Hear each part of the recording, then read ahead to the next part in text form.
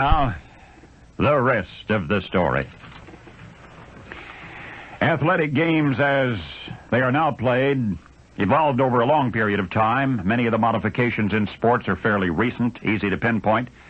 But the major rules and traditions originated long ago, and they're harder to track down. We have tracked down one, the football huddle. Now, for a while, Coach Zupke of the University of Illinois was credited with the invention of the huddle in 1922. But that's not so. The huddle dates back to the 1880s, and it was innovated for a very specific reason. Gallaudet College, to say the least, has an innovative football team. In fact, much of the razzle-dazzle we associate with college football began at Gallaudet considerably before the turn of the century. And among those innovations, well, let me describe one of them, perhaps as it occurred for the first time. Gallaudet versus the visitors. The teams tromp onto the field. The visitors win the toss. They will receive. The punts return to the 28-yard line, 1st and 10. The visitors' offensive unit is milling around behind the line. Their quarterback discusses a play with a potential receiver. At last, the offense hits the line in formation. The center snaps the ball. The quarterback fades 12 yards. The pass is good for a gain of 8. And this drive grinds away. Dead ends on the Gallaudet 42. Each time the visitors' offense had come up to the line, it was from a disorganized, informal, stand-up meeting. Or perhaps without even that.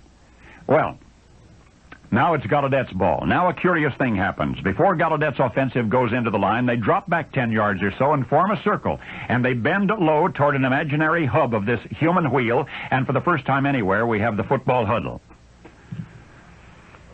Some of the visitors laugh.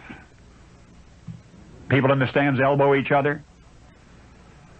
They could not possibly have realized at that time the football history they were witnessing.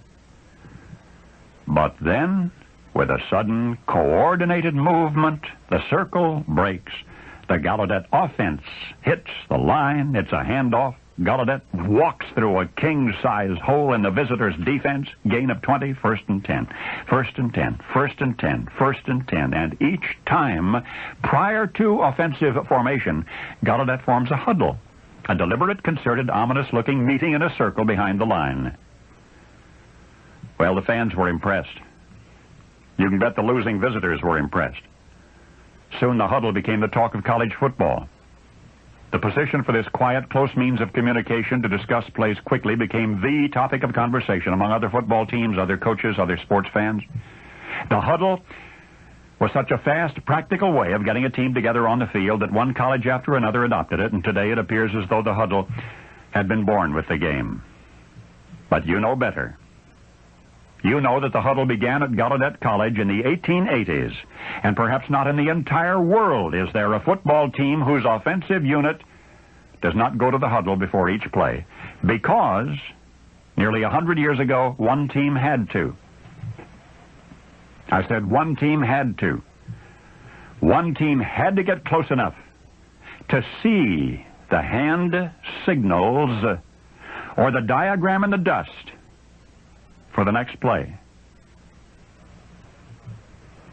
At Gallaudet College for the Deaf. And now you know the rest of the story.